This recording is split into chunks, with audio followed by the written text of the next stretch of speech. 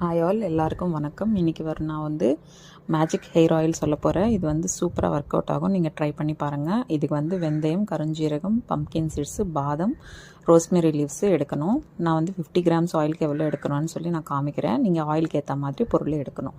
இதுக்கு வந்துட்டு வெந்தயம், கருஞ்சீரகம், பம்கின் சீட்ஸு, பாதம் 4மே வந்துட்டு நம்ம மிக்சிக்கு போட்டு அரைச்சி பவுடர் பண்ணி வச்சுக்கணும். ரொம்ப பவுடர் பண்ணக்கூடாது, கொஞ்சம் கச்சா வச்சாவாக பண்ணி வைக்கணும். இதுக்கு வந்து நம்ம சிம்மில் வச்சுட்டு ஃபஸ்ட்டு கோகோனட் ஆயில் வந்து பாயில் பண்ணணும்.